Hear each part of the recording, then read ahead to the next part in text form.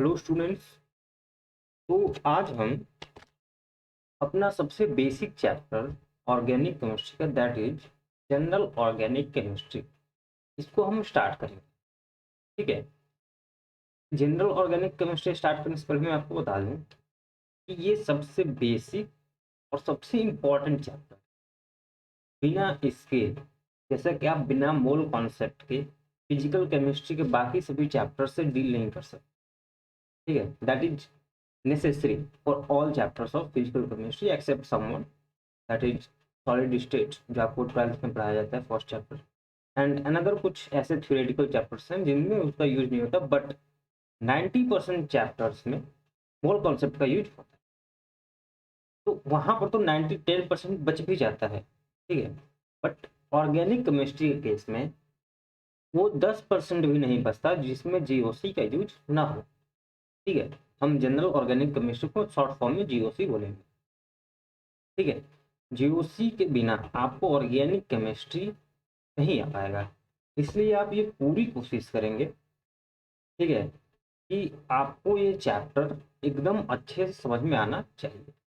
हर एक टॉपिक को हम पढ़ेंगे, डीप में पढ़ेंगे, एंड बहुत सारे एग्जाम्पल्स के साथ करेंगे, ताकि कुछ अगर कॉन्सेप्ट और किसी वजह से हमें न समझ में आता है थ्योरी के दौरान, तो हम उन कॉन्सेप्ट्स को क्वेश्चंस के थ्रू समझने की कोशिश करेंगे। ठीक है। तो आप ये इम्पोर्टेंट पॉइंट अपने दिमाग में रख लें कि बिना जनरल ऑर्गेनिक केमिस्ट्री के ऑर्गेनिक केमिस्ट्री में आप एंटर नहीं कर सकते। This is the backbone of organic chemistry. ठीक है। मोस्ट ऑफ द स्टूडेंट्स को आप सुने होंगे कि उन्हें ऑर्गेनिक केमिस्ट्री नहीं आता या फिर समझ में नहीं आता, उन्हें लगता है कि ये रटना होता है। बट बिलीव मी, ये रटने वाली केमिस्ट्री बिल्कुल भी नहीं है। ठीक है। इसमें बेसिकली कुछ बेसिक चीजें हैं जो आपको याद होनी चाहिए। ठीक है। जीओसी सबसे बेसिक एंड इम्पॉर्टेंट चैप्टर है, मैं बार बार रिपीट कर रहा हूँ। ठीक है। तो इसको आप एकदम ढंग से पढ़ेंगे। तो ये जीओसी को स्टार्ट करते हैं। स्टार्ट करते ही हम जीओसी को बेसिकली 3 पार्ट में पढ़ेंगे। ठीक है। कौन कौन से पार्ट में? फर्स्ट हम पढ़ेंगे इलेक्ट्रॉन डिस्प्लेसमेंट इफेक्ट। ठीक है। Electron displacement effects.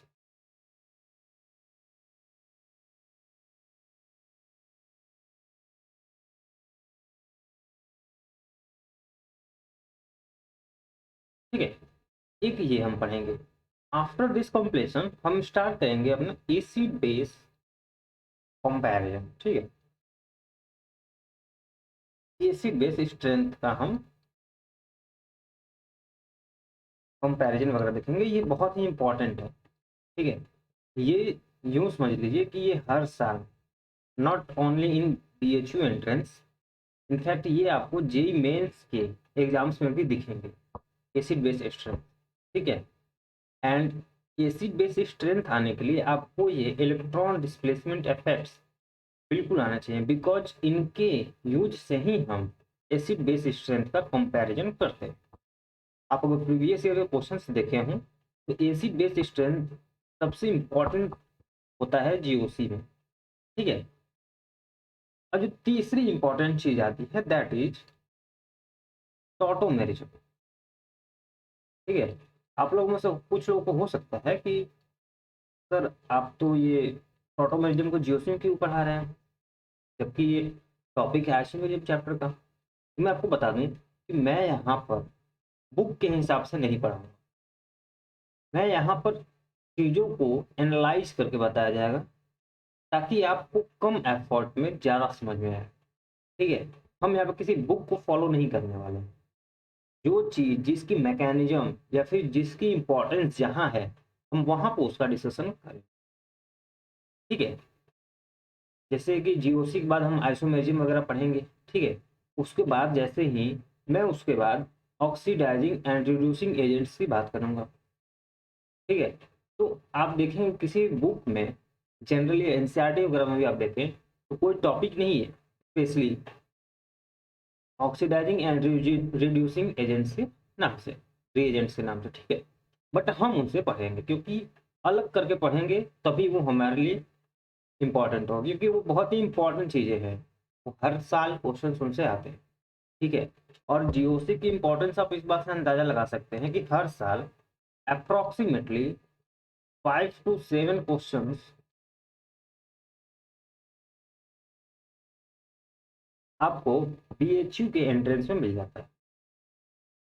यूं समझ लीजिए कि कम से कम इसमें 5 to 7 क्वेश्चंस आते हैं सिर्फ और सिर्फ जीओसी से, ठीक है। तो ये थी बेसिकली कुछ इंपॉर्टेंट चीजें रिगार्डिंग दिस। तो अभी तक हमने देखा कि हमने जीओसी को 3 पार्ट में डिवाइड किया। फर्स्ट ऑफ ऑल हम इलेक्ट्रॉन डिस्प्लेसमेंट इफेक्ट्स को पढ़ेंगे। सेकेंडली हम एसिड बेस स्ट्रेंथ को कंपैरिजन करेंगे and after completion of that हम टॉटोमेरिज्म डिस्कस करेंगे, ठीक है। तो सबसे पहले आप हेडिंग डाल लें इलेक्ट्रॉन डिस्प्लेसमेंट इफेक्ट्स।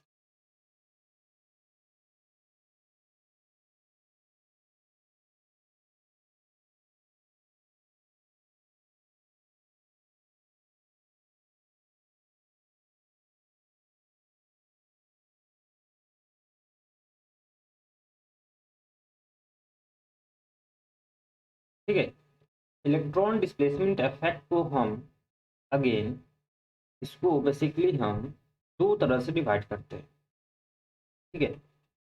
दो तरह से डिवाइड करते हैं, बेसिकली हमें पढ़ना एक ही होता है,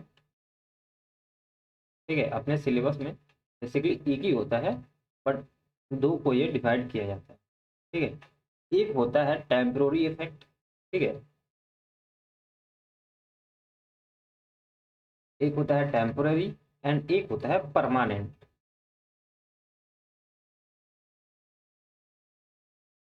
ठीक है। एक होता है टेम्पोररी एंड एक होता है परमानेंट, ठीक है।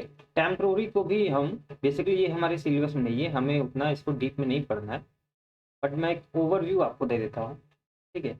इसको हम बेसिकली दो पार्ट में अगेन डिवाइड करते हैं। एक होता है हमारा इलेक्ट्रोमेरिक इफेक्ट,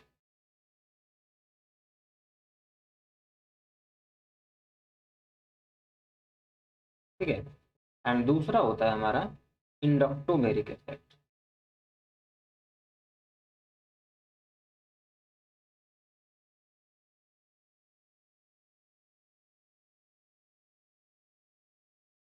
ठीक। अब हम बेसिकली अपना जो इम्पोर्टेंट है उसको डिस्कस करते हैं, ठीक है।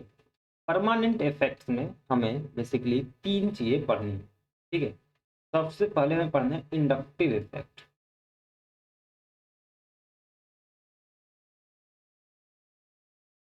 ठीक है। सेकेंडली हमें पढ़ना है रेजोनेंस,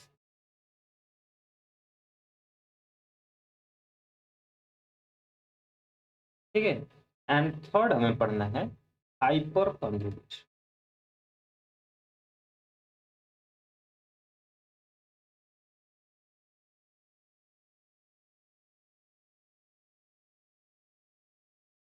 ठीक है। बात समझ में आई? तो कुछ इस तरह से हम इलेक्ट्रॉन डिस्प्लेसमेंट इफेक्ट्स को डिवाइड करते हैं, ठीक है। फर्स्ट हम डिवाइड करते हैं टेम्पोररी एंड परमानेंट इफेक्ट्स में।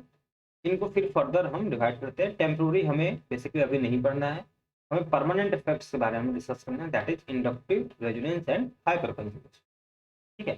तब इंडिविजुअली हम इसको एनालाइज करते हैं कि ये किस तरह से होते हैं, ठीक है। तो बिफोर दैट मैं इन इफेक्ट्स को पढ़ाऊं, एक बड़ा ही इंपॉर्टेंट कॉन्सेप्ट है, ठीक है। एक बड़ा ही इंपॉर्टेंट टॉपिक है जिसे हम डिग्री ऑफ ऑन सेचुरेशन के नाम से जानते हैं, ठीक है। वो बेसिकली ऑल्दो ये यहाँ का टॉपिक नहीं है, बट मैंने आपको बताया कि जिस चीज की इंपॉर्टेंस जहाँ होगी हम वहां पर उसको बताएं, ठीक है। तो आप हेडिंग डाल लें degree of on saturation,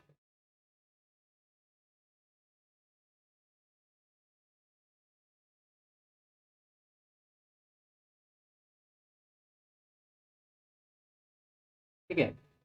D you,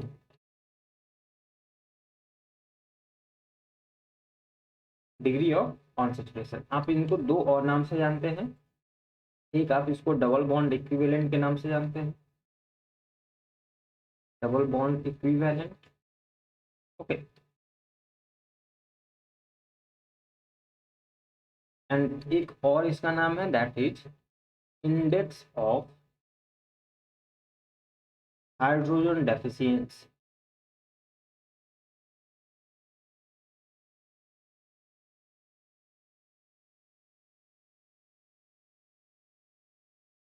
ठीक है, डिग्री ऑफ अनसैचुरेशन लिखा हो या डबल बॉन्ड इक्विवेलेंट लिखा हो या फिर इंडेक्स ऑफ हाइड्रोजन डेफिशिएंसी लिखा हो, इन तीनों चीज का एक ही मतलब है। बेसिकली इन तीनों का डिफरेंट डिफरेंट नाम। ठीक है, इसमें कोई दिक्कत तो नहीं है, नाम है सिर्फ। ठीक है, ये बेसिकली इसलिए है क्योंकि कई बार डायरेक्ट एंट्रेंस एग्जाम से पूछे जाते हैं कि आपको कोई मॉलिक्यूल दे देगा, इसमें पूछ देगा कि बताओ इसमें इंडेक्स ऑफ हाइड्रोजन डेफिशिएंसी क्या है। अब मान लीजिए आपने डिग्री ऑफ कॉन्स्टिट्यूशन पढ़ा है बट आपको नहीं पता कि इसी को हम इंडेक्स ऑफ हाइड्रोजन डेफिशिएंसी भी कहते हैं। ठीक है, तो उसके लिए ये इंपॉर्टेंट है। ठीक है, आप नाम सभी जानते हैं। ठीक है, तो बात आती है कि ये डिग्री ऑफ कॉन्सेंट्रेशन या इंडेक्स ऑफ हाइड्रोजन डेफिशिएंसी होता क्या है। ठीक है, तो अगर हम इसकी डेफिनेशन की बात करें, ठीक है, तो हम कुछ इसको कुछ इस तरह से डिफाइन करते हैं कि द नंबर ऑफ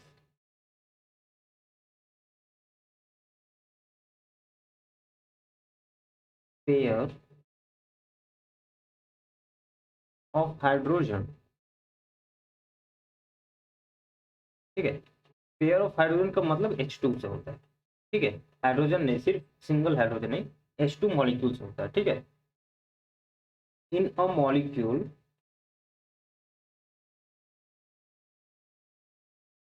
ठीक है, फॉर्मूला। ठीक है, मॉलिक्यूलर फॉर्मूला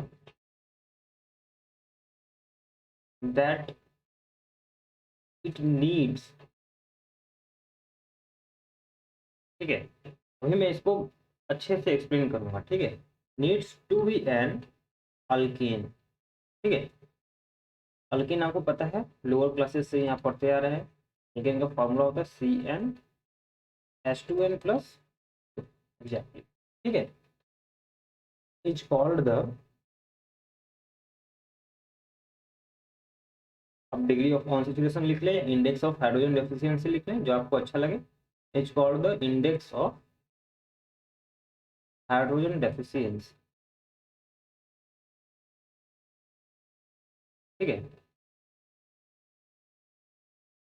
ये तो हुई इसकी टेक्निकल डेफिनेशन। ठीक है, हमें बेसिकली इसका मतलब समझना है कि एक्चुअल में क्या है। ठीक है, आइए लेट्स टेक एन एग्जाम्पल। बहुत ही बेसिक हम एग्जाम्पल से स्टार्ट करते हैं, that is CH2 double bond CH2, this is ethene. Okay, अब अगर हम बात करें, जैसा कि अभी हमने डेफिनेशन में लिखा कि हमें इसको एल्केन में अगर चेंज करना हो, ठीक है, अगर हमें इस मॉलिक्यूल को, ठीक है, अभी तो ये एल्कीन है, ठीक है, डबल बॉन्ड है, एल्कीन है, एल्कीन को अगर अल्केन में चेंज करना हो तो आप इस डेफिनेशन को देखें, तो number of pair of hydrogen molecule in a molecular formula that it needs.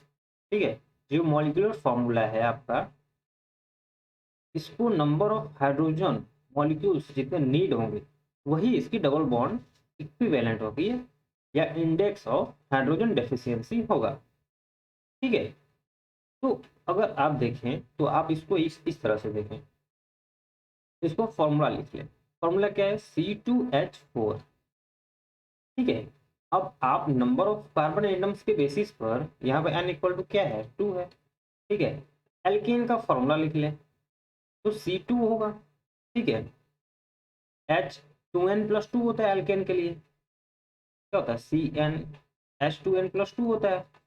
Okay, तो 2 2 जा 4 +2 दैट इज 6। ठीक है, यहाँ पर 4 हाइड्रोजन था, यहाँ पर 6 होने चाहिए थे फॉर एल्केन। ठीक है, कितने का डिफरेंस है, 1H2 मॉलिक्यूल का। ठीक है, 1H2 मॉलिक्यूल का डिफरेंस है, तो इसका जो डबल बॉन्ड इक्विवेलेंट हो जाएगा इस मॉलिक्यूल का, ठीक है, डबल बॉन्ड इक्विवेलेंट जो हो जाएगा that will be equal to 1। यही आपका डिग्री ऑफ कॉन्सेंट्रेशन या इंडेक्स ऑफ हाइड्रोजन डेफिशिएंसी भी कहलाता है। हो सकता है आपको ये ना समझ में आया हो, मैं फिर से एक दूसरा एग्जांपल ले लेता हूँ। ठीक है, एक और बेसिक एग्जांपल। ठीक है, let's take an another example. इस बार हम अल्काइन ले लेते हैं। ठीक है, CH ट्रिपल बॉन्ड CH। ठीक है, ये हमारा अल्काइन है। अगर हम इसकी नेमिंग की बात करें तो हम इसे इथाइन बोलते हैं। ठीक है, अब अगेन हमें इसको क्या करना है कि इसका हमें डिग्री ऑफ कॉन्सेंट्रेशन निकालना है। ठीक है, मैंने आपको बताया कि इसका फॉर्मूला आप लिख लें। फॉर्मूला क्या है, C2, 2 कार्बन है तो C2, 2 हाइड्रोजन है 1 एंड 1 2, तो 2 हाइड्रोजन C2H2 फॉर्मूला है इसका। ठीक है, और अब आप इसको क्या करना है कि एल्केन में चेंज करना है। ठीक है, अगेन फॉर्मूला आपका सेम ही रहेगा, CnH2n+2। कार्बन एटम्स तो 2 है तो C2 हो जाएगा। ठीक है, H2n का मतलब 4 + 2 H6 हो जाएगा। ठीक है, इसमें कोई दिक्कत तो नहीं है। ठीक है, तो अगर आप देखें तो यहाँ पर कार्बन एटम्स तो ऑलवेज आपका सेम रहेंगे। ठीक है, हाइड्रोजन ही डिफरेंट आएंगे। ठीक है, तो यहाँ पर 2 हाइड्रोजन थे, यहाँ पर 6 है। ठीक है, मतलब एल्केन बनाने के लिए ये 6 होने चाहिए थे, जबकि हैं सिर्फ 2। ठीक है, मतलब 4 हाइड्रोजन एटम की नीड है। ठीक है, नीडेड। ठीक है, 4 हाइड्रोजन एटम मतलब 2 H2 मॉलिक्यूल्स नीडेड है। ठीक है, कुछ समझ में आया? तो 2 H2 मॉलिक्यूल्स हमें चाहिए for this conversion to alkane. ठीक है, एक एल्काइन को एल्केन में चेंज करने के लिए हमें 2 मॉलिक्यूल ऑफ H2 चाहिए होते हैं। ठीक है, यही आपका जो है, ठीक है, ये जो है आपका ट्वाइस ऑफ H2, यही आपका डिग्री ऑफ ऑन सेचुरेशन कहलाता है। ठीक है, तो डिग्री ऑफ ऑन सेचुरेशन कितना हो जाएगा? This is will be your answer. समझ में आया? कोई दिक्कत तो नहीं है? चलिए, तो अब मैं और एग्जांपल्स कराता हूँ। ठीक है, जस्ट टेक दिस एग्जांपल। ठीक है, इस बार हम क्या करते हैं कि इस बार हम थोड़ा डिफरेंट मॉलिक्यूल लेते हैं। CH2 double bond CH, CH double bond CH। ठीक है, ये आपका एक एल्कीन है। ठीक है,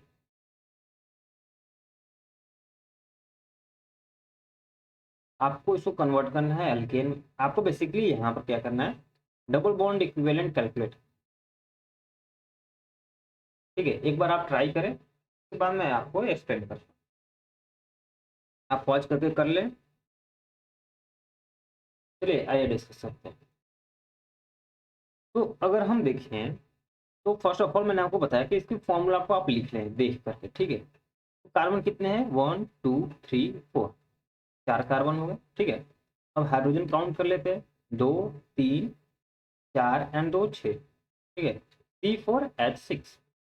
ठीक है, on the basis of this formula हमें इसको क्या करना है, एल्केन में चेंज करना है। ठीक है, तो C4 है तो हमारा C4 तो एग्जैक्टली रहेगा। ठीक है, अब एल्केन के लिए H2n+2 होना चाहिए नंबर ऑफ हाइड्रोजन एटम्स के लिए। ठीक है, तो n की वैल्यू तो यहाँ क्या है, 4 है, तो 2n+2 it will be equal to 10।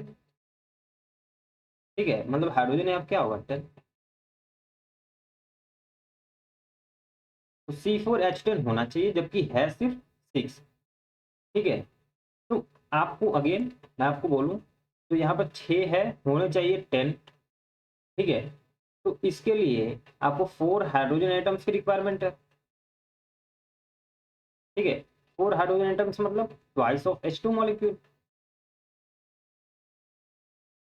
ठीक है, 2 H2 मॉलिक्यूल अगर आप इसको मॉलिक्यूल में ऐड करते हैं तो आपका ये एल्केन में चेंज हो जाएगा। ठीक है, तो ये जो 2 नंबर आपका आया है this is the double bond equivalent. इसका आंसर आपका आ जाएगा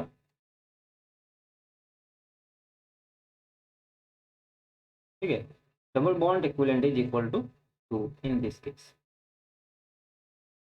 कोई दिक्कत नहीं है, बात समझ में आई? चलिए, समझ में आया होगा। मैं फिर से और 2-3 एग्जांपल्स ले लेता हूँ। आप एग्जांपल्स का टेंशन ना लें, आपको कॉन्सेप्ट्स में बिल्कुल क्लियर करते हुए चलिए, ठीक है? आप कॉन्सेप्ट्स का टेंशन बिल्कुल भी ना लें, ठीक है? एक और एग्जांपल लेते हैं।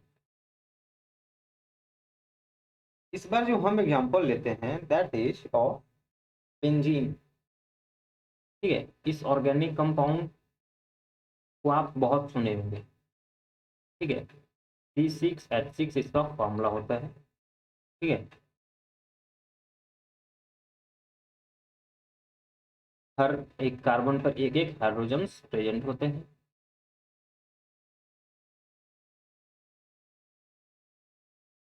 ठीक है? C6H6, ठीक है? अब आप इसको क्या करना है, इसको आपको कन्वर्ट करना है, ठीक है? इसे बेसिकली आपको फाइंड आउट करना है डबल बॉन्ड इक्विवेलेंट कितना हो, ठीक है? अगेन आप एक बार ट्राई मारें, ठीक है? हो जाए तो और अच्छी बात है, ना हो कोई बात नहीं, हम इसे एक्सप्लेन करेंगे। अगला एग्जाम्पल देंगे उसे आप फिर से ट्राई करिएगा, ठीक है? तो हम स्टार्ट करें, आइए देखते हैं। तो अगर हम देखें तो मैंने आपको बताया कि ये जो नंबर ऑफ कार्बन्स गिवन है इसके बेसिस पर आप एल्केन का फॉर्मूला लिख दें by using this formula CnH2n+2, okay? CnH2n+2, ठीक है? इसमें कोई दिक्कत तो नहीं है, ठीक है? तो C6 तो होगा है, कार्बन एटम्स चेंज नहीं होते, सिर्फ हाइड्रोजन एटम्स का नंबर चेंज होता है, ठीक है?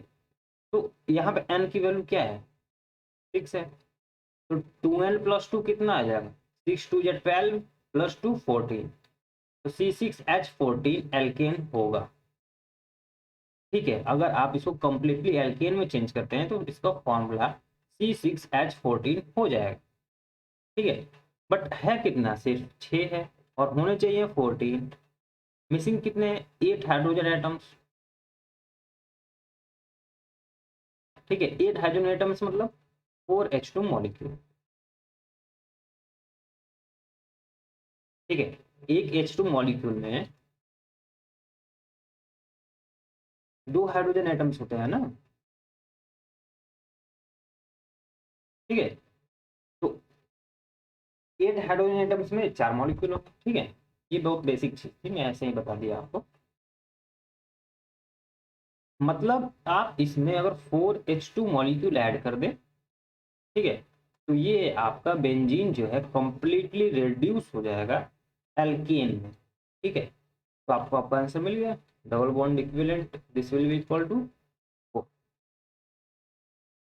ये होगा इसका आंसर, समझ में आया? हमने क्या किया, हमने किया कि जो स्ट्रक्चर गिवन है उसके बेसिस पर हमने इसका फॉर्मूला लिख लिया, ठीक है? जो हमें स्ट्रक्चर गिवन है, अब हमें पता है कि नंबर ऑफ कार्बन एटम्स तो चेंज नहीं होंगे, ठीक है? तो यहाँ पे हमें मिल गया कि n की वैल्यू क्या है, 6 है, n की वैल्यू 6 है, तो इसके हेल्प से हम एल्केन का फॉर्मूला लिख लिए। हमने चेक किया कि हाइड्रोजन की कमी कितनी है, तो 14 - 6 8 हाइड्रोजन एटम्स मिसिंग थे, 8 हाइड्रोजन एटम्स मतलब 4H2 मॉलिक्यूल, ठीक है? मतलब डबल बॉन्ड इक्विवेलेंट जो होगा वो 4 होगा।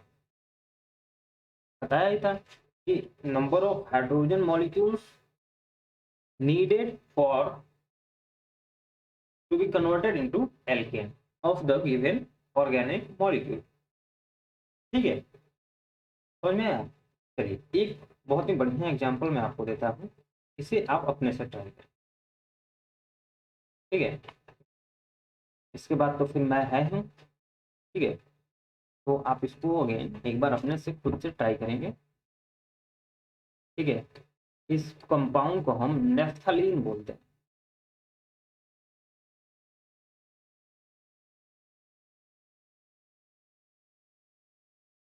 ठीक है? इसको हम नेफ्थलीन बोलते हैं,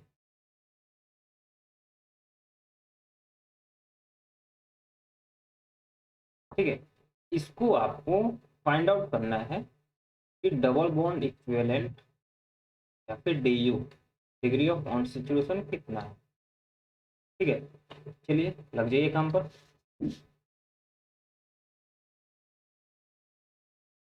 आई होप आपको समझ में आ गया होगा कितना आएगा। मैं इसका आंसर बता देता हूँ आपको। इसका आंसर जो आएगा वो होगा 7। ठीक है, आइए देखते हैं कैसे। फर्स्ट ऑफ ऑल मैंने बताया कि स्ट्रक्चर जो गिवन है, ठीक है, उससे आप फॉर्मूला लिखें। Number of carbon atoms count करते हैं। 1 2 3 4 5 6 7 8 9 10। ठीक है, कार्बन एटम्स 10।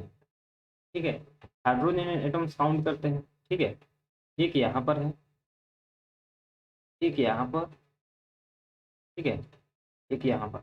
ठीक है, क्या यहाँ पर होगा? नहीं होगा। क्यों नहीं होगा? क्योंकि यहाँ पर जो कार्बन है इसकी वैलेंसी कंप्लीट है, डबल बॉन्ड है और 2 सिंगल बॉन्ड है। ठीक है, यहाँ पर भी नहीं होगा।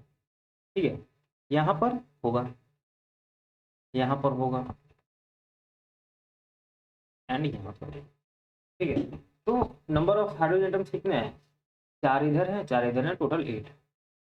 ठीक है, अब आप इस नंबर ऑफ कार्बन एटम्स आपको पता चल गया कि टोटल 10 है।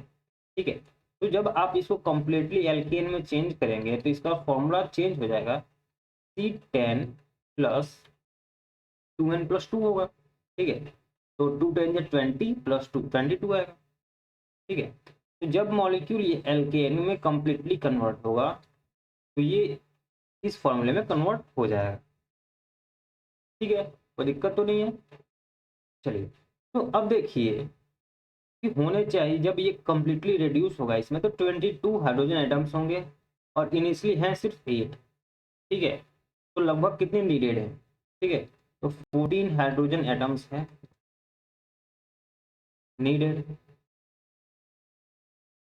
ठीक है, 14 हाइड्रोजन एटम्स मतलब 7H2 molecule.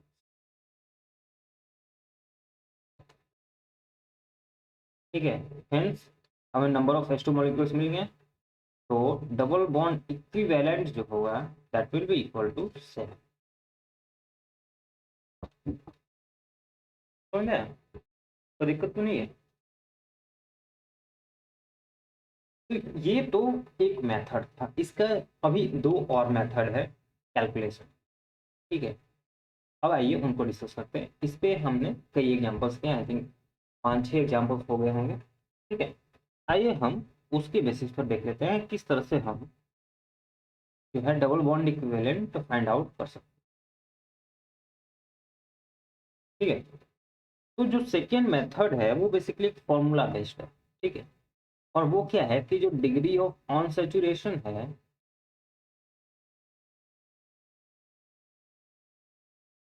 Degree of unsaturation जो है this is equal to the number of pi bonds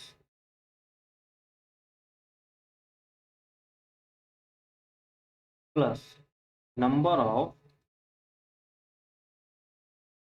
cyclic structure. अब इसका क्या मतलब है, इसको कैसे हम इम्प्लीमेंट करते हैं, ये अभी मैं इसको डिस्कस करता हूँ बाय एन एग्जाम्पल। ठीक है, मान लीजिए हम इस एग्जाम्पल की बात करते हैं।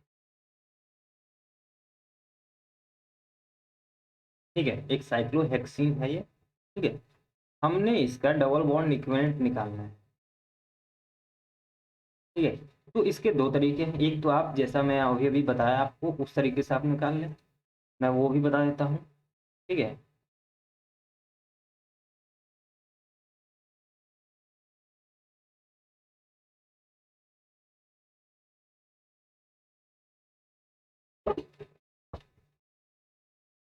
तो आप जब इसको फॉर्मूला लिख लेंगे तो C6 होगा।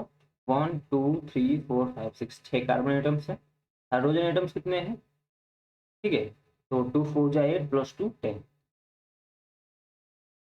ठीक है, कोई दिक्कत तो नहीं है। ठीक है, तो जब आप इसको एल्केन का फॉर्मूला लिखेंगे, ठीक है, एन की वैल्यू 6 लेकर, एन की वैल्यू क्या है 6 है, तो जब फॉर्मूला लिखेंगे तो C6H14 होगा।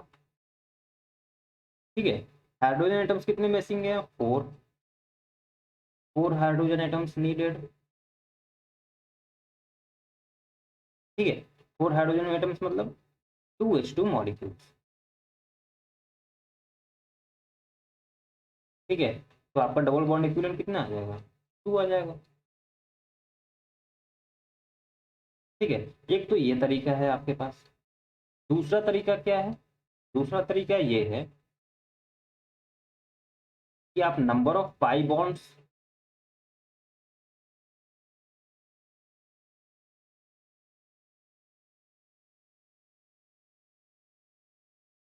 ठीक है, दूसरा तरीका क्या है कि डिग्री ऑफ ऑन सैचुरेशन जो है आप number of pi bonds plus number of cyclic structure के बेसिस पर निकाल लो। ठीक है, तो यहाँ पर आप इस कंपाउंड को देखें, ये एक डबल बॉन्ड है। ठीक है, एक सिग्मा बॉन्ड होगा एक पाई बॉन्ड होगा। ठीक है, एक डबल बॉन्ड में एक सिग्मा होता है एक पाई होता है। ठीक है, तो नंबर ऑफ पाई बॉन्ड्स कितने हैं और कहीं तो है नहीं, सिर्फ एक यही है। ठीक है, तो एक ये हो जाएगा। ठीक है, प्लस साइक्लिक स्ट्रक्चर। ठीक है, पाई बॉन्ड्स तो हो गए, साइक्लिक स्ट्रक्चर, साइक्लिक स्ट्रक्चर मतलब ये पूरी एक कंप्लीट साइकिल, साइक्लिक स्ट्रक्चर। ठीक है, तो एक साइक्लिक स्ट्रक्चर है तो डिग्री ऑफ कॉन्सेंट्रेशन 2 आ जाएगा। ठीक है, यही चीज हमने उस फॉर्मूले से भी निकाला था कि 2H2 मॉलिक्यूल्स हमें नीडेड चाहिए for complete reduction to alkane. ठीक है, तो इस तरह से भी आप इस निकाल सकते हैं। ठीक है, मैं कुछ कॉमन एग्जांपल्स ले लेता हूं जो हमने प्रीवियसली सॉल्व किया है। ठीक है, फॉर एग्जांपल हम बेंजीन की बात कर लेते हैं।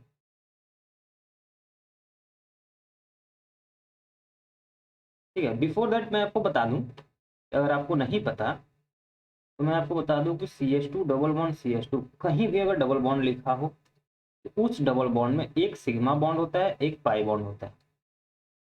ठीक है, अगर आपको ना पता हो तो मैं आपको बता दूं, वैसे तो आपको पता होना चाहिए। ठीक है, और अगर कोई ट्रिपल बॉन्ड है, ठीक है, तो एक सिग्मा होता है। ठीक है, और बाकी के दोनों बॉन्ड ही पाई बॉन्ड होते हैं। ठीक है, अगर ट्रिपल बॉन्ड हुआ, ठीक है, ट्रिपल बॉन्ड हुआ तो एक सिग्मा दो पाई होंगे, और अगर डबल बॉन्ड हुआ तो एक सिग्मा एक पाई होंगे। आप इस तरह से याद रखें कि कोई भी बॉन्ड हो, ठीक है, एक सिग्मा तो होना ही होना है, सिग्मा बॉन्ड एक से ज्यादा नहीं होगा। ठीक है, और रेस्ट जितने भी होंगे, ठीक है, एक सिग्मा बॉन्ड तो होगा ही होगा। ठीक है, और रेस्ट जितने भी बॉन्ड बने वो दोनों ही क्या होंगे पाई बॉन्ड। ठीक है, तो डबल बॉन्ड के केस में एक सिग्मा एक पाई, और ट्रिपल बॉन्ड के केस में एक सिग्मा दो पाई। आइए इसमें देखते हैं। तो अगर हम अभी अभी हमने इसको फाइंड आउट किया था, ठीक है, फर्स्ट वाले मेथड से, तो हमें डबल बॉन्ड इक्विवेलेंट कितना आया था, डबल बॉन्ड इक्विवेलेंट हमारा निकला था 4। ठीक है, अब आइए इस मेथड से भी निकाल के चेक कर लेते हैं। ठीक है, यहाँ से अगर हम डबल बॉन्ड इक्विवेलेंट को देखें तो मैंने अभी भी बताया कि डबल बॉन्ड जहाँ होगा एक सिग्मा होगा एक पाई होगा। ठीक है, एक सिग्मा एक पाई, एक सिग्मा एक पाई, तो total number of pi bonds कितने होंगे 1 2 3 3 हो गए। ठीक है, अब साइक्लिक स्ट्रक्चर कितने हैं, साइक्लिक स्ट्रक्चर एक है, दिस वन। ठीक है, एक ही है। ठीक है, तो +1, आंसर इज 4। देखिए, अब आप इस मेथड से करें या इस मेथड से करें, answer will be always same. कोई दिक्कत तो नहीं है। चलिए एक और कॉमन एग्जांपल्स में करा देता हूँ ताकि आपको कंफ्यूजन कोई चीज ना हो। ठीक है, तो अगेन हम नेफ्थलीन का एग्जांपल ले लेते हैं।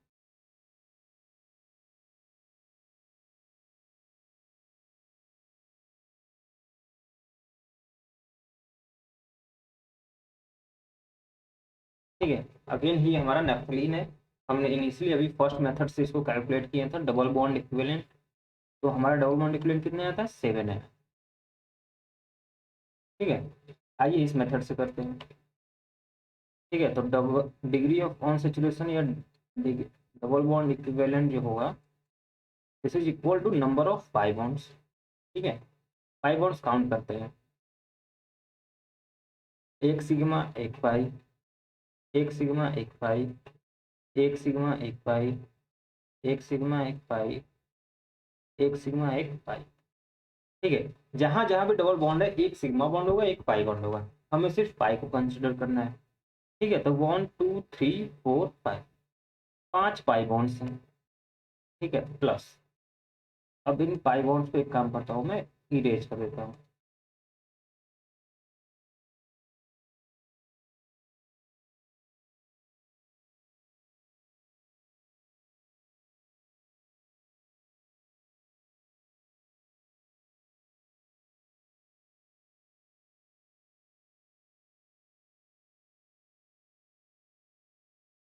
ठीक है, तो अब हमें नंबर ऑफ पाई बॉन्ड्स मिल गए हैं कि वो कितने होंगे, 5 है। अब हम साइक्लिक कंपाउंड्स लेंगे। ठीक है, साइक्लिक कंपाउंड्स एक हमारा ये है, ठीक है, एक हमारा ये है, प्लस एक हमारा ये है। दो साइक्लिक कंपाउंड्स हैं हमारे। ठीक है, तो +2 इक्वल टू, देखिए इससे भी 7 आया, इससे भी 7 है। तो ये आपकी चॉइस है कि आप किस तरह से कैलकुलेट करते हैं। ठीक है, आप चाहे तो फर्स्ट मेथड से भी यूज कर सकते हैं, सेकंड मेथड से भी यूज कर सकते हैं, एज पर योर चॉइस। ठीक है, अब लास्ट एक एग्जांपल कर देता हूँ जो कॉमन नहीं है, आपको ये दोनों ही मेथड से करने हैं। ठीक है, मैं इस वाले मेथड से कर देता हूँ, जो जो पिछला वाला मेथड था फर्स्ट मेथड, उससे आप इसको खुद से सॉल्व कर लें। डबल बॉन्ड इक्विवेलेंट जो आएगा वो एग्जैक्टली सेम है। ठीक है, ये बेसिकली एक एंथ्रासीन का स्ट्रक्चर मैं बना रहा हूँ। ठीक है, ये है हमारा एंथ्रासीन। आपको फॉर्मूला इसके नाम वगैरह याद करने की जरूरत नहीं है, मुझे याद है तो मैं आपको बता दे रहा हूँ। ठीक है, याद हो तो ठीक है, ना याद हो तो भी कभी कोई दिक्कत नहीं है। बाद में आपको जैसे जैसे रिएक्शंस वगैरह आएंगे ये ऑटोमेटिकली सब याद हो जाएंगे, जितने भी कंपाउंड्स में आपको। ठीक है, तो ये एंथ्रासीन है, आपको नंबर ऑफ, जो index of degree of hydrogen deficiency, basically double bond equivalent जो है वही फाइंड आउट करना है इसमें भी। ठीक है, आइए देखते हैं, एक बार अपने से ट्राई कर लो, उसके बाद पॉज करके तो हम डिस्कस करते हैं। ठीक है, तो बाई फॉर्मूला मैं कर रहा हूँ कि number of pi bonds plus number of cyclic structure. ठीक है, तो एक ये पाई बॉन्ड होगा, एक ये होगा, एक ये होगा। ठीक है, एक ये ये एंड ये। ठीक है, तो 3 + 4 7 पाई बॉन्ड्स हो गए, plus number of cyclic structure कितने हैं भाई, काउंट करें। एक तो साइक्लिक स्ट्रक्चर एक ये है आपका, ठीक है, एक ये है, दूसरा ये है। ठीक है, एंड तीसरे, अगर मैं तीसरे की बात करूँ तो तीसरा ये। ठीक है, तो नंबर ऑफ साइक्लिक स्ट्रक्चर्स कितने हैं, 3। ओवरऑल आपका 10 आंसर होगा। ठीक है, तो इस तरह क्वेश्चन से आप फैमिलियर रहें। बीएचयू कभी भी इस तरह से क्वेश्चन पूछ लेता है जो होते बहुत ही आसान है। ठीक है, लेकिन अगर आपको नहीं पता हो तो आप इन्हें छोड़ के आ जाते हैं। ठीक है, या फिर आप जबरदस्ती अगर आंसर स्टिक करेंगे तो आपको नेगेटिव मार्किंग भी होता है उसमें, तो नेगेटिव मार्क्स भी मिल जाते हैं। ठीक है, तो है ये बहुत ही ईजी चीज है। ठीक है, तो ये था आपका ये वाला तरीका। एक मैं सबसे बढ़िया तरीका बताता हूँ, वो है फॉर्मूला। ठीक है, जैसे कि मैथ्स में फॉर्मूला होता है, वैसे ही एक यहाँ पर हम फॉर्मूला यूज करने जा रहे हैं टू कैलकुलेट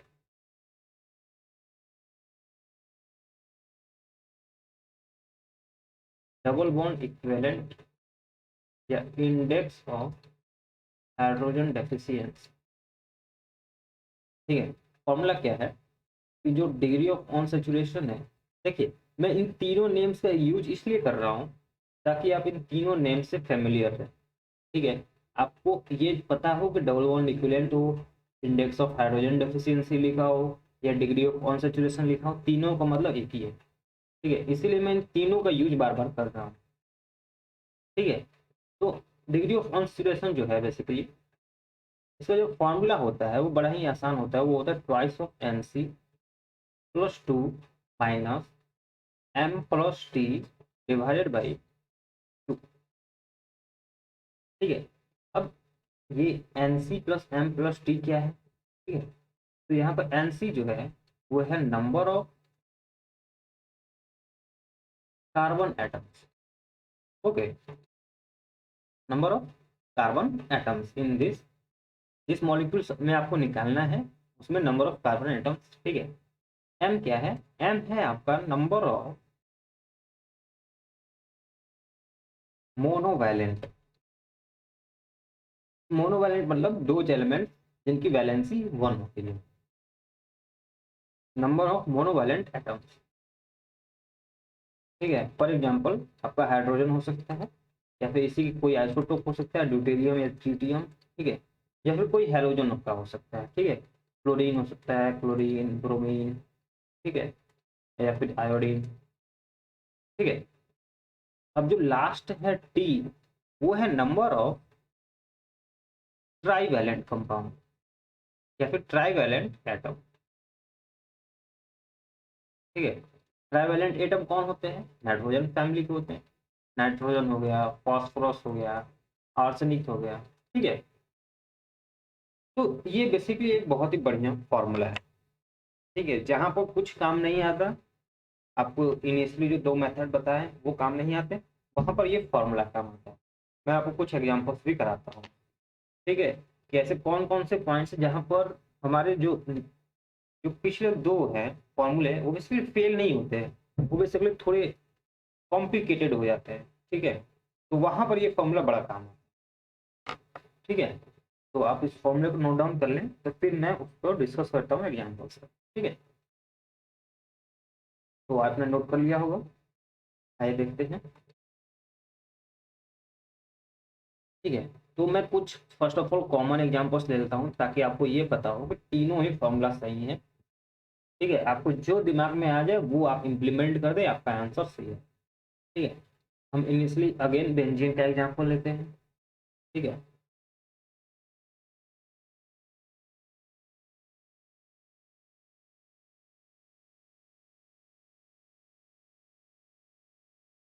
ये आपका बेंजीन है। ठीक है, आपको ये फॉर्मूला आपको गिवन है C6H6।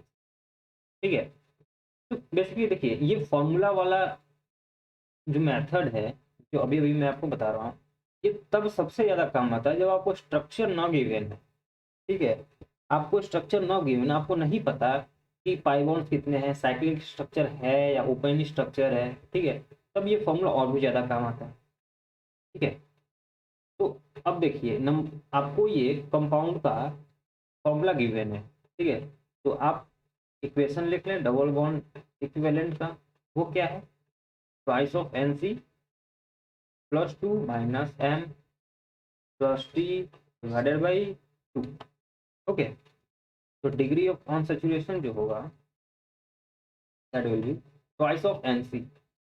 ट्वाइस ऑफ NC मतलब नंबर ऑफ कार्बन एटम्स कितने हैं? 6 हैं, तो 6 plus 2 minus number of monovalent compounds. Monovalent compounds मैंने बताया था आपको कि हाइड्रोजन हो सकता है, ड्यूटेरियम हो सकता है, ट्रिटियम, ये बेसिकली हाइड्रोजन के आइसोटोप्स ही हैं। ठीक है, या फिर कोई हैलोजन आपका हो सकता है, फ्लोरीन, क्लोरीन एक्सेट्रा। ठीक है, तो यहाँ पे हाइड्रोजन है। ठीक है, कितना है? 6 है।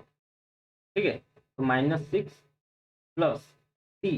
टी क्या था हमारा? नंबर ऑफ ट्राईवैलेंट एटम, जिसमें नाइट्रोजन, फास्फोरस, आर्सेनिक वगैरह थे। ठीक है, क्या यहाँ पर वो है? नहीं है, तो यहाँ पर 0 हो जाएगा डिवाइडेड बाई 2। तो 2 6 या 12 plus 2 14 minus 6 8 divided by 2 equal to 4।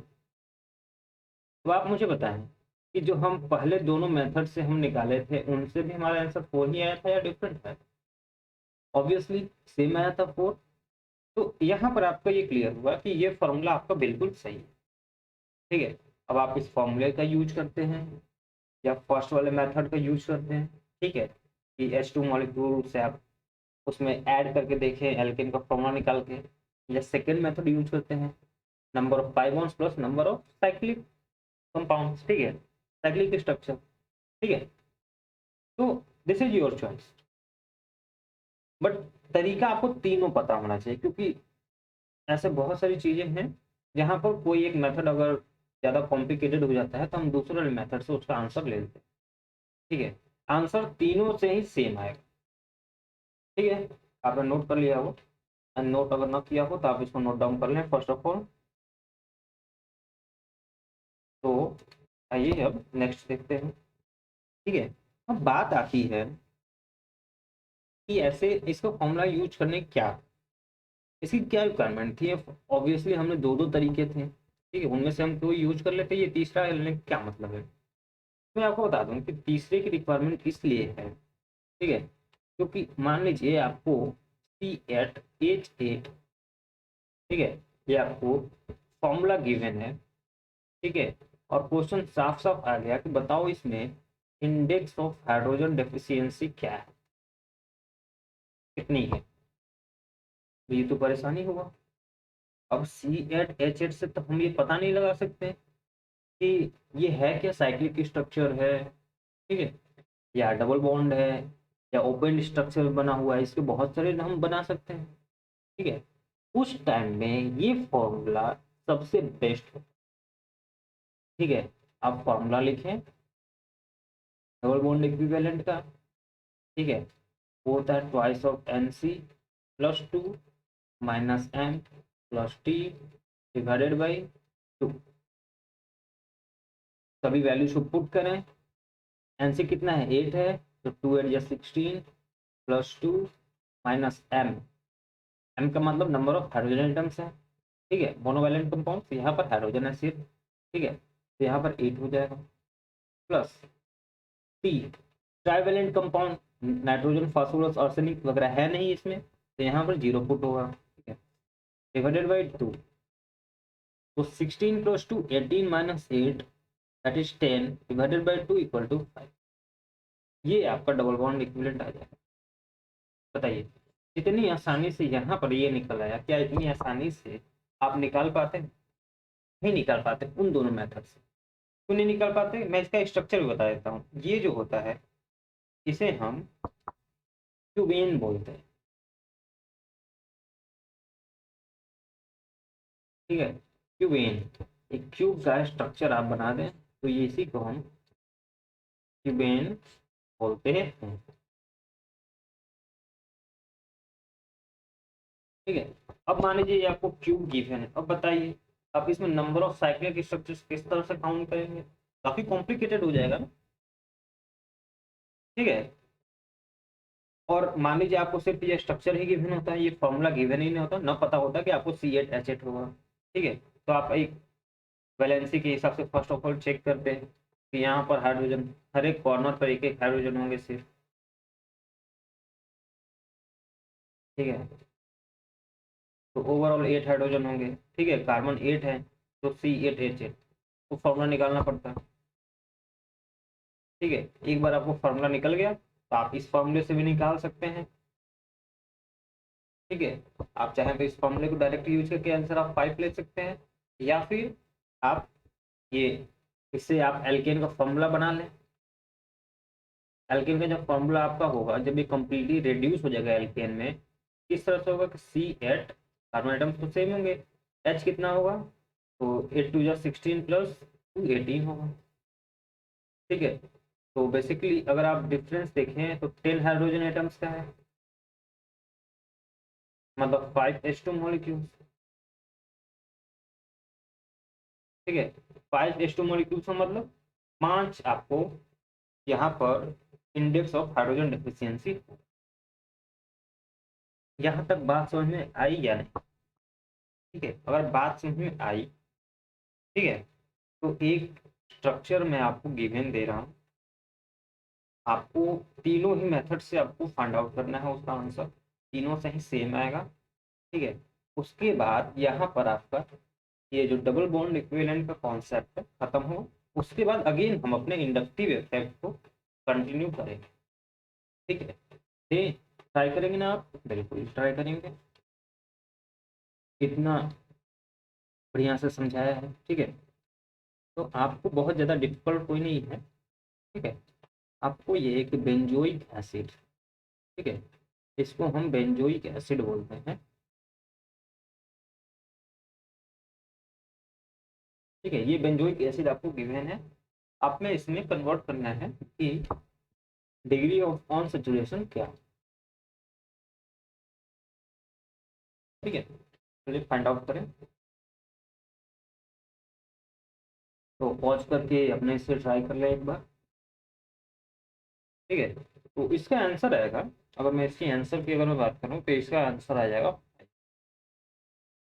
कैसे आएगा बताता है। ठीक है, तो देखिए, एक तो आप सेकेंड वाला मेथड यूज कर लें, number of pi bonds plus number of cyclic structure. ठीक है, तो उस हिसाब से अगर आप फाइंड आउट करेंगे तो एक सिग्मा एक पाई, ठीक है, एक ये पाई एक ये पाई, ठीक है, 3 पाई बॉन्ड है। ठीक है, एंड एक यहाँ पर पाई बॉन्ड है। ठीक है, हम सिर्फ इसकी नहीं, ये कंप्लीट कंपाउंड के बारे में हम बात कर रहे हैं। ठीक है, तो 4 पाई बॉन्ड्स हैं प्लस साइक्लिक स्ट्रक्चर कितने हैं? सिर्फ एक है, सिर्फ यही एक साइक्लिक स्ट्रक्चर है। ठीक है, इधर तो ओपन स्ट्रक्चर है। प्लस वन, आंसर आ जाएगा 5। एक तो ये सेकेंड वाला मेथड हो गया। ठीक है, अब आप इसमें थर्ड वाला मेथड भी यूज कर सकते हैं। थर्ड वाला मेथड कैसे होगा? आप इसका फॉर्मूला देख ले कि फॉर्मूला क्या है। 1 2 3 4 5 6, 6 कार्बन है। ठीक है, सॉरी 6 नहीं, एक आउटसाइड भी है रिंग के। तो 7 कार्बन है, C7 H हाइड्रोजन काउंट कर ले। हर एक पर एक एक हाइड्रोजन होगा। ठीक है, यहाँ पर हाइड्रोजन नहीं होगा क्योंकि यहाँ पर तो कार्बन लगा हुआ है। एक हाइड्रोजन यहाँ पर है। ठीक है, तो 5 + 1 6 है। एंड दो ऑक्सीजन एटम है। ठीक है, O2। ठीक है, तो बाई फार्मूला आप अगर पुट करेंगे तो डबल बॉन्ड इक्विवेलेंट तो फॉर्मूला जो है, twice of Nc + 2 - M + T divided by 2। Okay, तो ट्वाइस ऑफ Nc कितना होगा? 14 + 2 - M, नंबर ऑफ मोनोवैलेंट मतलब हाइड्रोजन एटम्स कितने हैं? 6 है। Plus T, trivalent compound 0। ये ऑक्सीजन हमारा ट्राइवेलेंट कंपाउंड नहीं है, ये हमारा डाइवेलेंट कंपाउंड। ठीक है, इसको हम कंसीडर नहीं करेंगे अपने फॉर्मूला में। ठीक है, ये है कि नहीं है, इससे हमें कोई फर्क नहीं पड़ता है। ठीक है, तो आप गलती से भी इसको कंसीडर ना करें, अदरवाइज आपका आंसर गलत आ जाएगा। तो 14 + 2 16 - 6 दैट इज 10, यहाँ पर डिवाइडेड बाई 2 है। तो 10 डिवाइडेड बाई 2 = 5। अभी सेकेंड वाले मेथड से भी वही आता है, थर्ड वाले मेथड से भी है, फर्स्ट वाले से भी यही आएगा। वो आपका होमवर्क होगा, वो आप अपने से करेंगे। ठीक है, तो बताइए यहाँ तक चीजें समझ में आई या नहीं? ये बहुत ही छोटा सा कॉन्सेप्ट है, लेकिन ये कॉन्सेप्ट तो कहते हैं ना कि कभी कभी छोटी चीज बहुत ही इंपॉर्टेंट रोल प्ले करता है in life and also in given question. ठीक है, तो आपको बेसिकली जब मैं रिएक्शन से स्टार्ट करूंगा तो मैं ऐसे बहुत सारे क्वेश्चंस कराऊंगा जिसमें कि आपको फॉर्मूला गिवन होगा। लेट्स से आपको C6H10 गिवन है।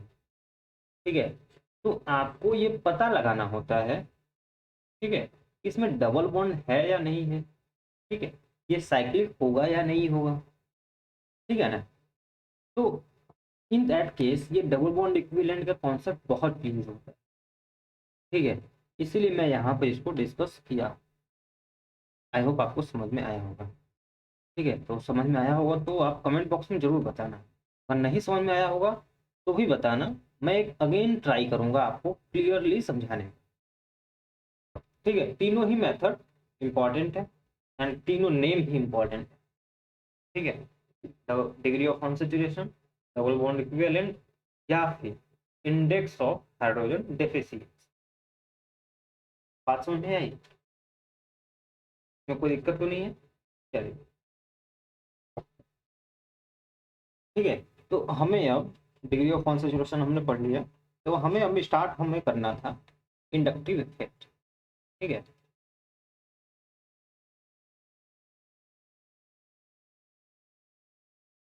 हमें पढ़ना था इंडक्टिव इफेक्ट।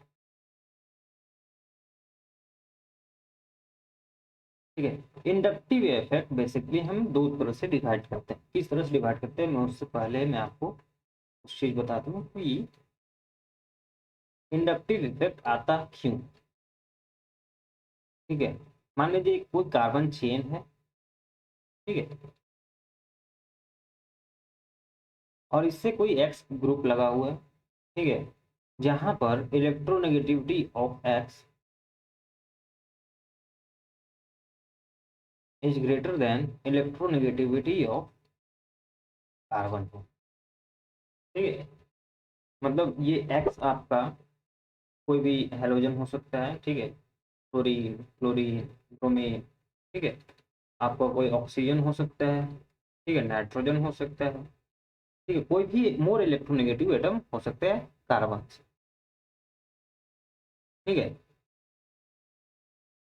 तो जब ये कोई मॉलिक्यूल एक्स मान लीजिए मोर इलेक्ट्रोनेगेटिव एलिमेंट ये हैं सब, इनमें से कोई भी एक प्रेजेंट है, ठीक है, तो क्या होता है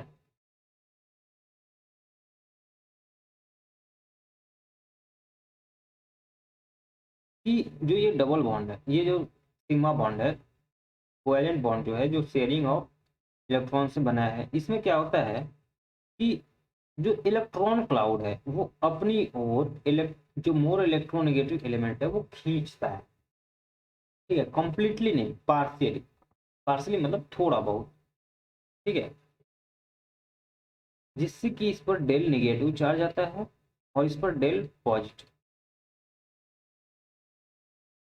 ठीक है, डेल नेगेटिव को मतलब partial charge, partial negative charge. ठीक है, और डेल पॉजिटिव का मतलब पार्शियल पॉजिटिव चार्ज।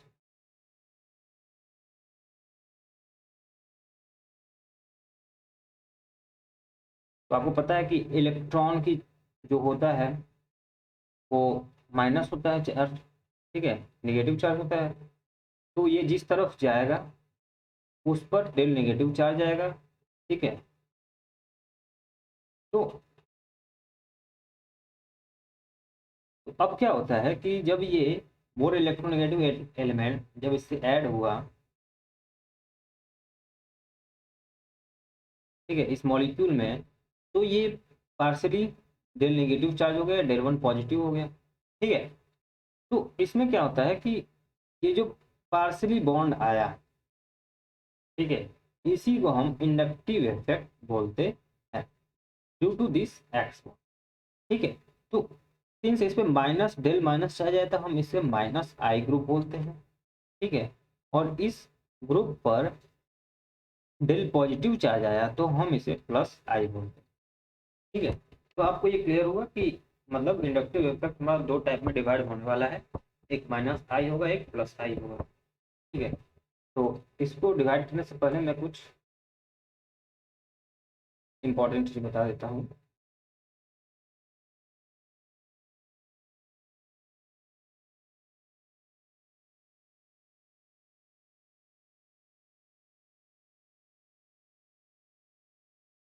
ठीक है, तो ये डेल वन पॉजिटिव चार्ज है, ये डेल टू पॉजिटिव चार्ज होगा, ये डेल थ्री पॉजिटिव चार्ज होगा, डेल फोर पॉजिटिव चार्ज। ठीक है, आफ्टर चार, तीन या चार कार्बन एटम के बाद ये जो इंडक्टिव इफेक्ट है वो अप्रोक्सीमेटली जीरो हो जाता है। ठीक है, उसके बाद इसका कोई इफेक्ट नहीं रहता। कुछ इस तरह से आप समझे कि जैसे मान लीजिए कि यहाँ पर कोई एक जगह थी जहाँ पर एक बॉम्ब गिरा। ठीक है, तो जो मॉलिक्यूल या फिर जो विलेज या सिटी इसके जस्ट पास में होगा, ठीक है, उस पर इफेक्ट सबसे ज्यादा होगा। ठीक है, फिर दूसरा वाला जितना दूर होगा उस पर इफेक्ट कम होगा, एक तीसरा होगा जो इससे और भी ज्यादा दूर होगा उस पर और भी कम होगा, एक ऐसा भी होगा जो एकदम दूर होगा, उस पर अप्रोक्सीमेटली ना के बराबर होगा। इसके जो ये बॉम्ब ब्लास्ट हुआ है इसका इफेक्ट अप्रोक्सीमेटली ना के बराबर होगा। ठीक है, सबसे ज्यादा इफेक्ट क्या हुआ इस वाले पर, फिर उससे कम, फिर उससे कम, एंड सबसे कम इस वाले पर। इसके बाद तो एकदम हुआ ही नहीं, एकदम थोड़ा बहुत अर्थक्वेक का फर्क समझ में आया, अदरवाइज कुछ नहीं समझ में आया। ठीक है, पता ही नहीं चला कि कहीं बॉम्ब गिरा। सेम थिंग यहाँ भी होता है। ठीक है, जब ये नेगेटिव चार्ज एक्सेप्ट किया तो इस पर डेल वन पॉजिटिव चार्ज आया, तो इसकी मैग्नीट्यूड सबसे ज्यादा थी। ठीक है, del one positive is greater than del two positive, greater than del three positive, and this is also greater than del four positive. इसके बाद जब हम जाएं तो अप्रोक्सीमेटली नेग्लिजिबल होता है। ठीक है, और जो आपका ये ओवरऑल जो सम होगा डेल निगेटिव के बराबर होगा इन सभी का। ठीक है, del one positive plus del two positive plus del three positive plus del four positive. ठीक है, तो अभी अभी जो मैंने एग्जांपल बताया उसके बेसिस पर हमें ये पता चला है कि जो इंडक्टिव इफेक्ट है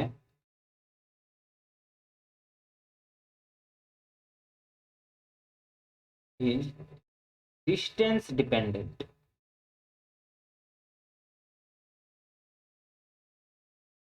ठीक है, डिस्टेंस डिपेंडेंट तो है बट किस तरह से, इनवर्सली। इनवर्सली मतलब एक बढ़ेगा दूसरा घटेगा। ठीक है, जैसे जैसे आप दूर जाते जाएंगे, ठीक है, डिस्टेंस जैसे जैसे बढ़ेगा इंडक्टिव इफेक्ट उतना ही कम होता जाएगा। ठीक है, एंड जैसे जैसे आप पास आते जाएंगे, ठीक है, इंडक्टिव इफेक्ट उतना ही बढ़ता जाएगा। ठीक है, इसका मतलब इस वाले कार्बन पर इंडक्टिव इफेक्ट सबसे ज्यादा होगा, फिर उससे कम इस पर होगा, फिर इससे भी कम इस पर होगा, एंड सबसे कम इस पर होगा।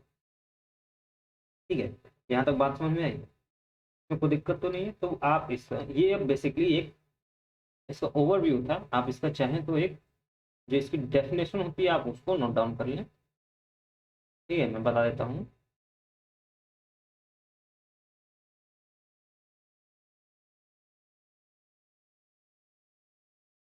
तो आप इसको डेफिनेशन लिख सकते हैं कि this is the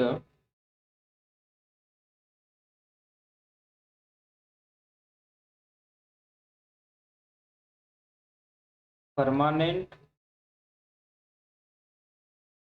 polarisation of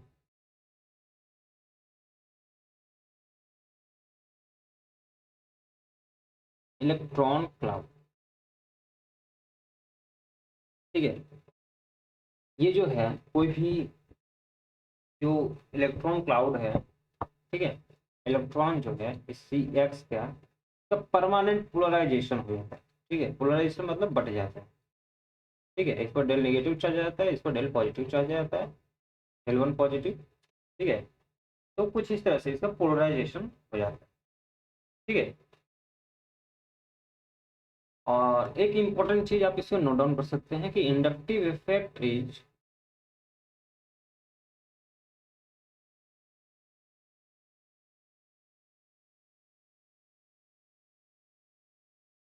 inductive effect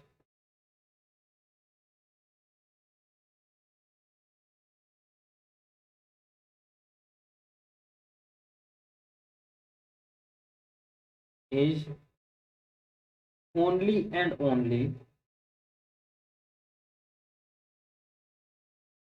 मैं स्ट्रेस देके इस बात को लिखा रहा हूं, only and only transferred through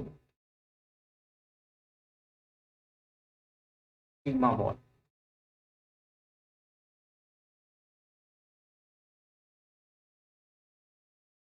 ठीक है, मतलब अगर मान लीजिए यहाँ पर एक्स है, ठीक है, यहाँ पर ये खींचेगा डेल नेगेटिव चार्ज है, इस पर डेल पॉजिटिव चार्ज है। ठीक है, इस पर डेल टू नेगेटिव पॉजिटिव आया। ठीक है, अब जो ये डेल थ्री पॉजिटिव आएगा इस पर पाई बॉन्ड का कोई इसमें रोल नहीं होगा। ठीक है, इसमें इसका कोई रोल नहीं होगा। ये जो चार्ज ट्रांसफॉर्मेशन होगा ये सिर्फ और सिर्फ सिग्मा बॉन्ड में, यही इस पॉइंट का मतलब है। ठीक है, तो हो सकता है ऑप्शनल क्वेश्चन में आपको इस तरह से क्वेश्चन मिल जाए, ठीक है, तो आप इसको नोट डाउन करें, ठीक है, इतना समझ में आया। तो ये तो बेसिक डेफिनेशन था इंडक्टिव इफेक्ट का, ठीक है। तो अब हम इंडक्टिव इफेक्ट को डिवाइड कर लेते हैं। मैंने बताया आपको कि इसको हम दो तरह से डिवाइड करेंगे, एक प्लस आई एंड एक माइनस आई, ठीक है। तो इसको हम डिवाइड करेंगे दो तरह से, एक होगा हमारा पॉजिटिव इंडक्टिव इफेक्ट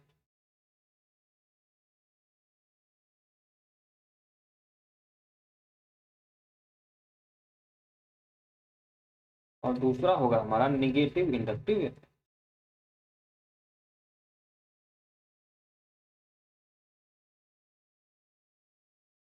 ठीक है।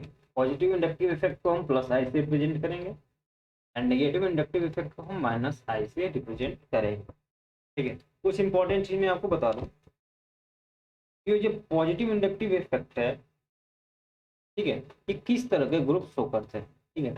मैं अभी इनको एक्सप्लेन भी करूंगा, ठीक है। इलेक्ट्रॉन डोनर होते हैं, ठीक है, ठीक है। ये कंप्लीट इलेक्ट्रॉन डोनेट नहीं करते हैं, ठीक है, पार्शली डोनेट करते हैं, ठीक है। इलेक्ट्रॉन डोनर ये होते हैं, ठीक है, इनकी तरफ से इलेक्ट्रॉन दिया जाता है, ठीक है। अब वेयर एज आप इसको एग्जांपल में लिख सकते हैं कि O माइनस वगैरह हो गया, ठीक है, और CH2 माइनस हो गया, CH3 हो गया, ठीक है, या CH3 हो गया, ठीक है, कुछ इस तरह से। अभी हम इनको देखेंगे भी कि किस तरह से हम इनसे डील करते हैं, ठीक है। और नेगेटिव इंडक्टिव इफेक्ट की हम बात करें तो ये इलेक्ट्रॉन विथड्रॉइंग होते हैं। विथड्रॉइंग मतलब ये इलेक्ट्रॉन्स को अपनी ओर खींचते हैं, पुल करते हैं, ठीक है, इसलिए इन पर डेल नेगेटिव चार्ज आता है और पॉजिटिव इंडक्टिव इफेक्ट वालों पर पॉजिटिव डेल पॉजिटिव चार्ज आता है, ठीक है। इन्हें हम माइनस आई से रिप्रेजेंट करते हैं। ये कुछ इस तरह से हो सकते हैं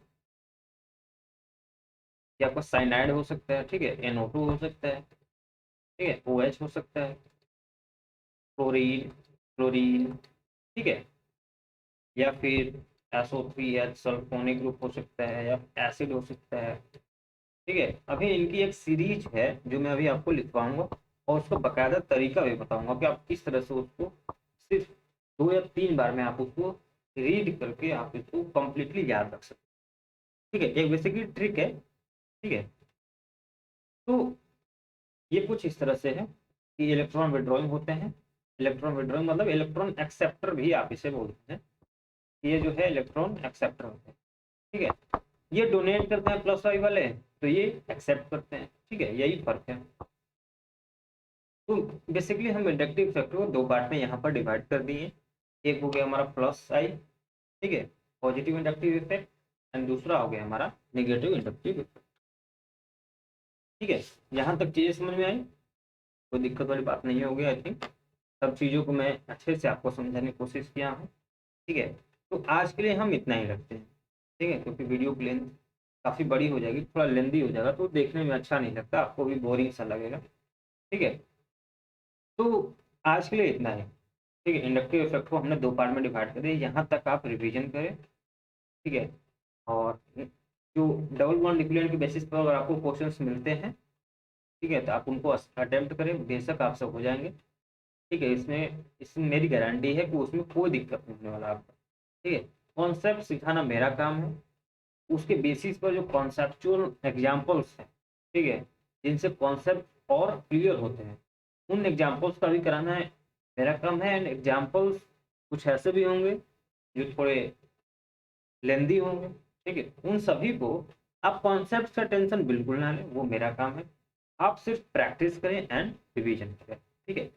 तो मिलते हैं अपने नेक्स्ट लेक्चर में, ठीक है, जिसमें हम इसके बाद फर्दर रीड करेंगे एंड उसके बाद देखेंगे कि हमारा ये इंडक्टिव इफेक्ट का रोल क्या है हमारी जिंदगी में, ये किस तरह से ऑर्गेनिक कंपाउंड्स को इफेक्ट करता है, हम इसे क्यों रीड कर रहे हैं, इसके एप्लीकेशंस क्या है, ठीक है। तो उसको हम अपने नेक्स्ट लेक्चर में डिस्कस करेंगे। Till that, thank you so much.